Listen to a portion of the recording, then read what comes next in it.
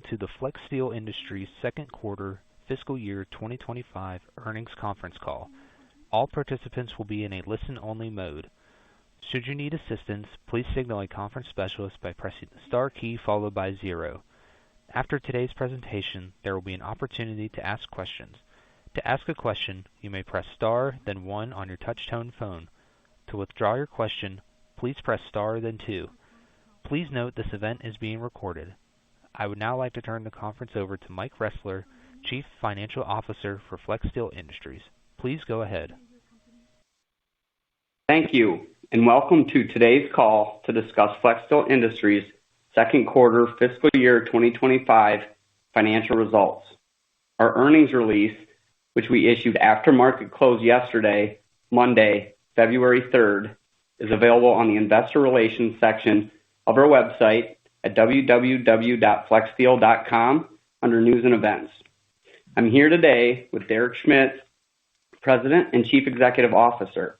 On today's call, we will provide prepared remarks, and then we will open the call to your questions. Before we begin, I would like to remind you that the comments on today's call will include forward-looking statements, which can be identified using words such as estimate, anticipate, expect, and similar phrases. Forward-looking statements, by their nature, involve estimates, projections, goals, forecasts, and assumptions, and are subject to risks and uncertainties that could cause actual results or outcomes to differ materially from those expressed in the forward-looking statements. Such risks and uncertainties include, but are not limited to, those that are described in our most recent annual report on Form 10-K and updated by our subsequent quarterly reports on Form 10-Q and other SEC filings as applicable. These forward-looking statements speak only as of the date of this conference call and should not be relied upon as predictions of future events. Additionally, we may refer to non-GAAP measures, which are intended to supplement but not substitute for the most directly comparable GAAP measures. The press release, available on the website, contains the financial and other quantitative information to be discussed today, as well as the reconciliation of the GAAP to non-GAAP measures. And with that, I will turn the call over to Derek Schmidt. Derek? Good morning, and thank you for joining us today to discuss our second quarter results. We continued our strong momentum from the first quarter, delivering sales growth of 8.4% compared to the prior year quarter, which exceeded the top end of our guidance range and represents our fifth consecutive quarter of mid-single to low double-digit year-over-year growth. In addition, we continue to expand our operating margin and deliver strong positive free cash flow, which allowed us to pay off our remaining bank debt and begin accumulating cash. While overall industry demand remained soft, many of our retail partners were encouraged by improved traffic trends and sales close rates during the recent holiday season, which provides optimism that demand declines may have bottomed and the industry could be positioned to start growing again, albeit modestly, in calendar 2025. Feedback from our recent participation at the Las Vegas market last week further reinforced my confidence in our ability to continue growing. Retailer appointments were up 18% versus the prior year's market. Engagement with top 100 retailers was especially strong, and overall retailer response on new products we launched last October continued to be very positive, and new placements for those new products continues to ramp. As we've demonstrated over the past 15 months, we can deliver attractive, profitable growth and gain share even in challenging industry conditions. As it relates to our sales growth, I'm especially encouraged because our growth was broad-based. We solidly grew in our core markets while simultaneously delivering growth in all our new and expanded market initiatives, which includes Zecliner, Flex, Charisma, Big Box Sales Distribution, and Case Goods product. It's the breadth of our growth drivers in our business that gives me strong confidence in our ability to continue our growth trajectory despite lackluster industry growth prospects near term. I largely attribute our continued success to our exceptional talent and continued investments in product development, innovation, customer experience, and marketing. I'm also especially pleased with our progress driving meaningful year-over-year profitability improvement. Operating margin was 6.1% in the quarter, up compared to 4.6% in the prior year quarter, and represents our sixth consecutive quarter of year-over-year adjusted operating margin improvement. The levers driving our consistent profit improvement are unchanged and working effectively and include sales growth leverage, strong operational execution and productivity, and product portfolio management. As we look forward to the remainder of our fiscal year 2025, our current outlook for the industry and broader economy remains moderately positive, although any major policy changes from the new Trump administration could have a meaningful and potentially adverse impact on our industry and company and could materially change our outlook. More specifically, changes in tax, immigration, regulation, and trade policies could be inflationary, which would create additional pressures on consumer spending and likely postpone reductions in mortgage rates and a recovery in housing. Additionally, higher tariffs could be very disruptive given the high percentage of furniture that is currently imported into the U.S. Even for U.S. furniture manufacturers, there remains a meaningful amount of product inputs like fabric, leather, mechanisms, and switches that originate from outside the U.S. and would be subject to higher tariffs. Near term, tariffs are the most significant risk, and we're working multiple plans to mitigate the risk. Since the pandemic, we've made significant strides in building supply chain agility and resilience to maneuver potential challenges like this, and those efforts continue. Today, our primary tariff exposures reside in Vietnam and Mexico. Vietnam production supports roughly 50% of our current revenue, and our Mexican operations supports almost 40% of sales.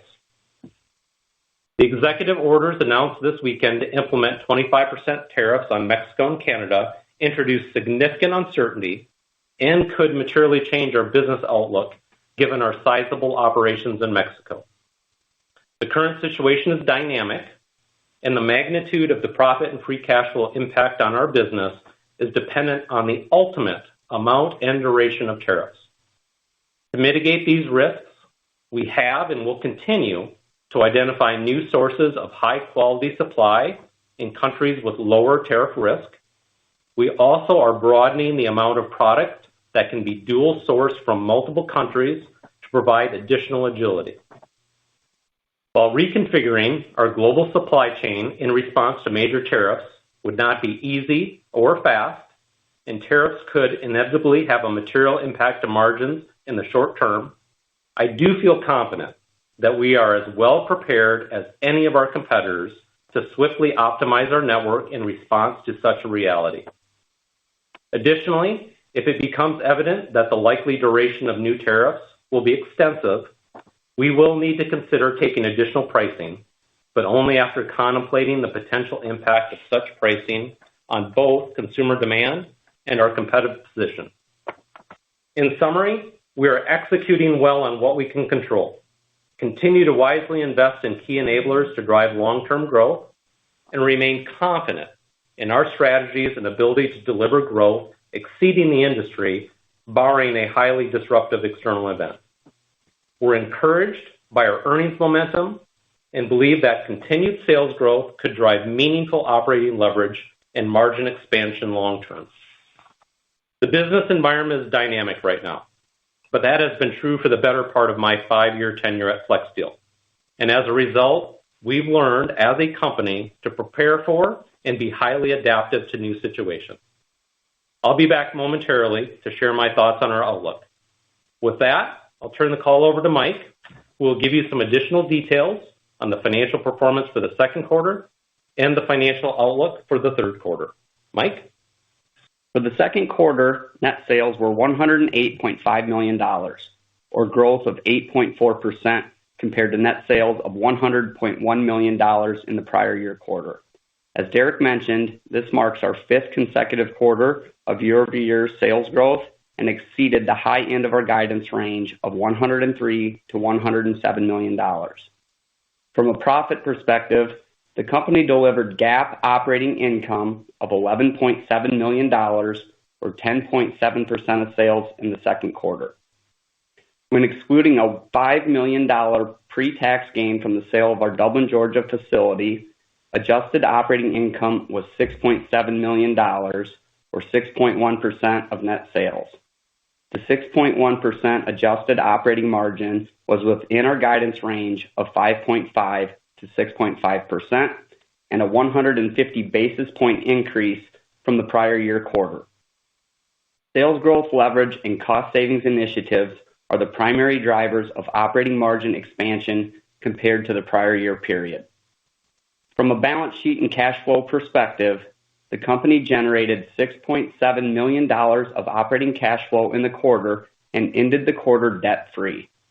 The company received $6.7 million in proceeds from the sale of our Dublin, Georgia facility in the quarter and invested an additional $1 million in CapEx, primarily for modernization of ERP systems. We ended the quarter with $98.1 million of working capital, a cash balance of $11.8 million, and no balance on our line of credit. Moving to our outlook. Sales guidance for the third quarter is between $110 and $115 million, reflecting 3 to 7% growth compared to the prior year quarter. Sales growth will be driven primarily by unit volume growth and, to a lesser extent, pricing from ocean freight surcharges that remain in place to offset higher ocean freight costs. Regarding profitability, the situation with tariffs is dynamic, as Derek noted, and we will assess the impact from potential tariffs on our profitability in the coming days and weeks as we gain additional clarity on whether or not the U.S. can reach a timely resolution with its North American trading partners to avoid a protracted trade war. Excluding tariff impacts, we expect gross margin between 21.0% and 22.0% in the third quarter, with sales growth leverage more than offsetting dilution from higher ocean freight costs and Mexico wage inflation. We expect SG&A costs between $16.5 and $17.2 million, and we will continue to prioritize high ROI investments in new product, innovation, and marketing to accelerate our growth strategy. Excluding tariff impacts, we project operating margin in the range of 6.0 to 7.0% for the third quarter and expect free cash flow for the quarter in the range of $4 to $7 million. Near-term priorities for cash remain resourcing new innovation, customer experience initiatives, and funding capital expenditures. For the third quarter, we expect capital expenditures between $0.7 and $1.0 million, primarily for modernization of ERP systems and supply chain maintenance. Besides tariffs, the most significant driver of variability in the third quarter guidance range are consumer demand, competitive pricing conditions, and ocean freight rates, all of which will be shaped by macroeconomic factors. To reiterate, our outlook assumes no major economic impact from near-term U.S. policy changes, including trade and tariffs, which could materially change our business forecast. Given our sizable operations in Mexico, we anticipate that a potential tariff on Mexican imports could have a meaningful impact on our profitability and free cash flow. But the current situation is dynamic, and the profit impact is dependent on the ultimate magnitude and duration of such a tariff, as well as subsequent changes in foreign exchange rates. If we gain better clarity and there is a material change in our outlook, we will update our guidance. As Derek noted, we have multiple strategies that we are working to both strengthen our supply chain agility and resilience and mitigate tariff risks. Now, I'll turn the call back to Derek to share his perspectives on our outlook. Thanks, Mike. While the impact of tariffs remains a large risk near term, I believe that our commitment to customer experience and innovation, combined with the other foundational growth investments we've made, have positioned us well to drive continued top-line growth throughout fiscal year 2025. We have a balanced, diversified portfolio of growth initiatives supported by tight alignment of both financial and human resources that gives me confidence that our growth momentum is sustainable. We have ample manufacturing and distribution capacity to support continued growth with minimal fixed cost investment, and as such, believe the earnings growth potential of the company is compelling with additional sales volume leverage. In summary, Flexsteel is financially strong, growing sales, improving profitability, generating cash, and aggressively investing for the future. We have confidence in our ability to continue delivering healthy results in fiscal year 2025, and as important, to position the company for sustainable, long-term profitable growth. With that, we will open the call to your questions. Operator? We will now begin the question and answer session. To ask a question, you may press star, then one on your telephone keypad. If you're using a speakerphone, please pick up your handset before pressing the keys. If at any time your question has been addressed and you would like to withdraw your question, please press star, then two. At this time, we will pause momentarily to assemble our roster.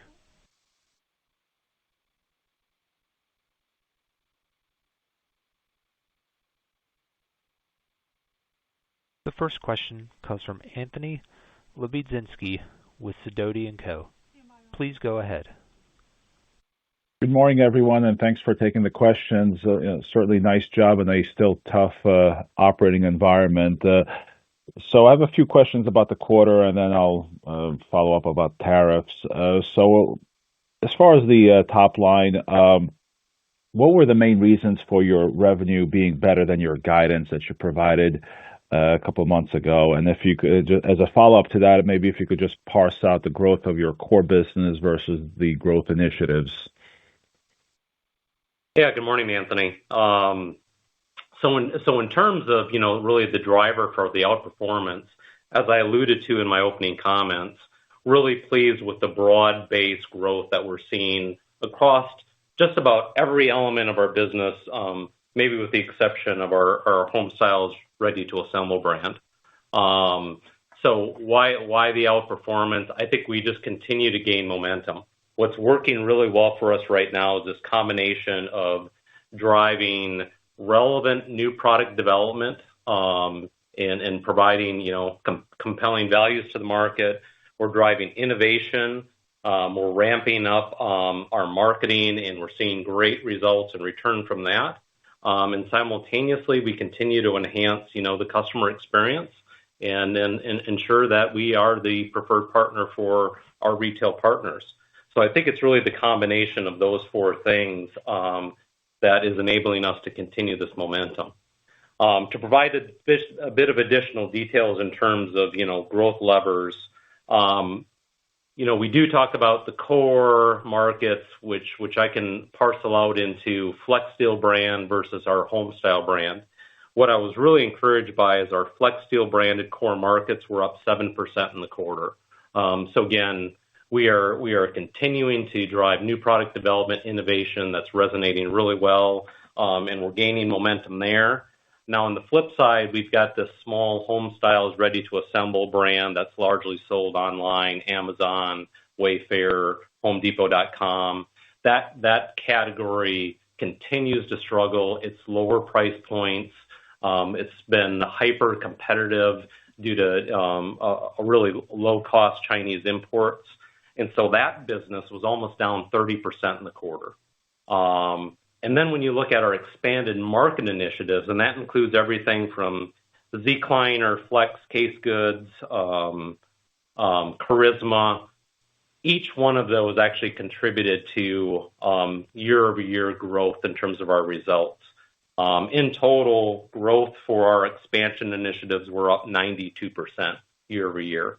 So again, when you think about how we're executing in our core markets with the Flexsteel brand, and then you add on top of it the success we're having in terms of our new expanded market initiatives, it really gives me confidence that our growth trajectory and our growth momentum is sustainable here as we pivot into the second half of the fiscal year. That's great to hear. Thanks for that additional color. Certainly very helpful. And then, in terms of the gross margin, there was some impact from ocean freight costs. Just wondering, what are you seeing with these costs? Do you expect to continue with ocean freight surcharges? What is your thinking on that? Yeah, Anthony, this is Mike.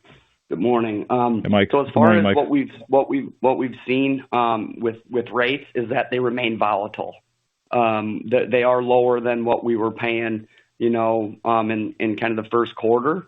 But it certainly has a dilutive effect on our margin as we're just passing that cost through, to try to maintain as good a retail price points as we can for our partners. But we're going to continue to assess the situation. We look at rates regularly, and our plan would be to, adjust accordingly, but certainly to try to recover those costs, but not try to margin up on them. Gotcha. Okay. And then, so your SG&A was, certainly lower than what we had expected and actually lower versus last year. So, how should we think about SG&A going forward, even beyond the current quarter? Just wondering if you could provide some color on that. Yeah, Anthony, I think we're going to continue to be very thoughtful about where we add structural costs into the business. Just given kind of the volatility and some of the uncertainties we have around trade, et cetera. So the way we're thinking about SG&A is try to manage it in that 15 to 15.5% of sales range. But we certainly want to continue to reinvest in the high ROI initiatives to accelerate our growth strategy. Gotcha. Understood. Okay. And then, in terms of the, tariffs, so obviously it was great to see a pause for a month, as far as, Mexico is concerned. I know you talked about some strategies, but I guess, if for some reason, there is no definitive agreement longer term about tariffs. I mean, if there is a 25% tariff put in place, how should we think about broadly as far as the financial impact on your business? Yeah, Anthony, obviously the situation is very dynamic, right? And the ultimate impact will be, a matter of, what's the actual rate end up being? What would the duration of the tariff be? What happens to, FX rates, et cetera? But just to give you some color, if you just put a 25% tariff increase in on our Mexico cost, it could be a $1.5 to $2 million increase in our cost per month. Now, certainly, and Derek can weigh in on some of the strategies we have, but, we would certainly implement some initiatives to mitigate that, from vendor, price negotiations, to relooking at cost structures, to resourcing products, to lower cost manufacturing opportunities, et cetera. Yeah, Anthony, I will add a little bit more color. So obviously we knew, prior to, the inauguration that there was a risk around tariffs. And so the team has been working diligently, I think, to accelerate our planning around this. So we've taken multiple steps over the last several years and continue to accelerate that. But we've identified, potential sources of again, high quality supply in a multitude of different countries. Obviously, the biggest risk right now near term is tariffs on Mexico, but there is a relatively large trade imbalance with Vietnam. And as you know, there's significant product that's imported from Vietnam across the industry.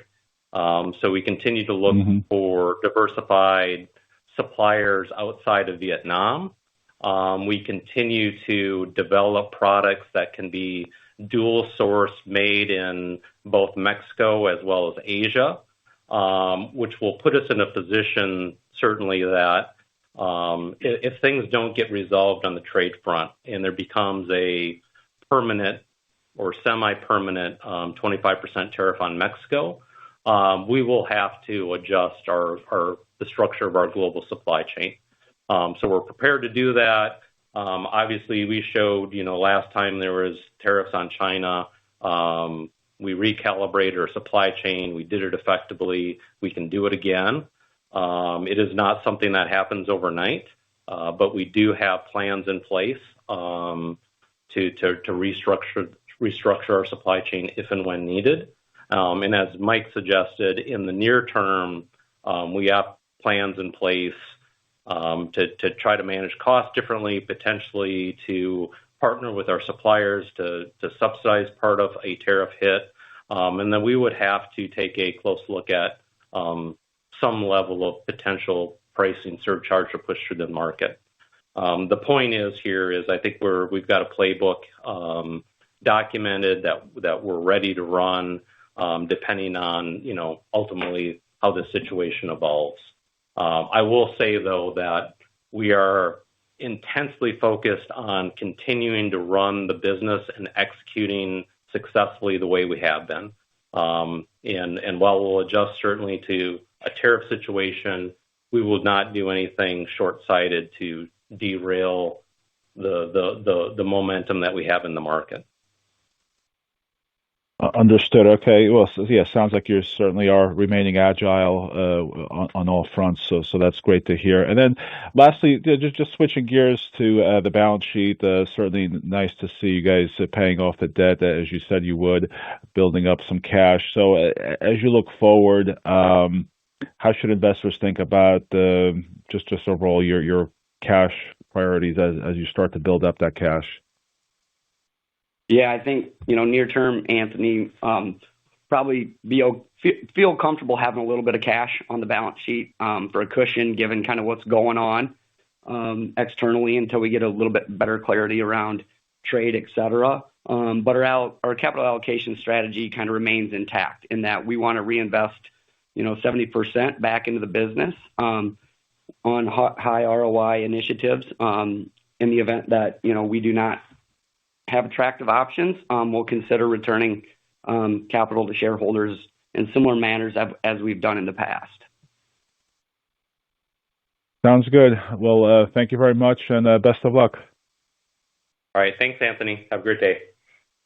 You too. Thanks. Again, if you have a question, please press star then one.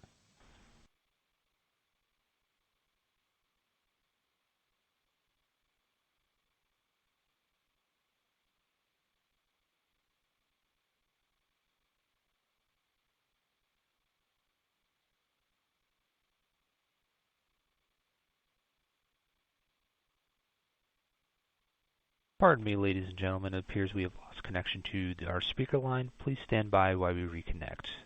We thank you for your patience.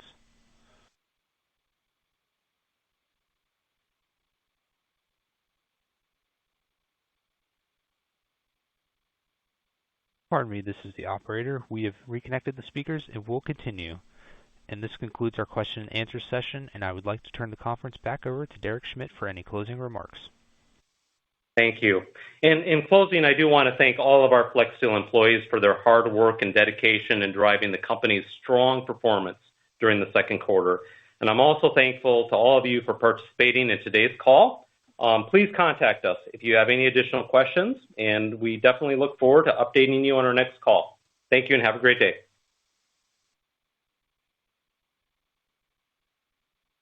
The conference is now concluded. Thank you for attending today's presentation. You may now disconnect.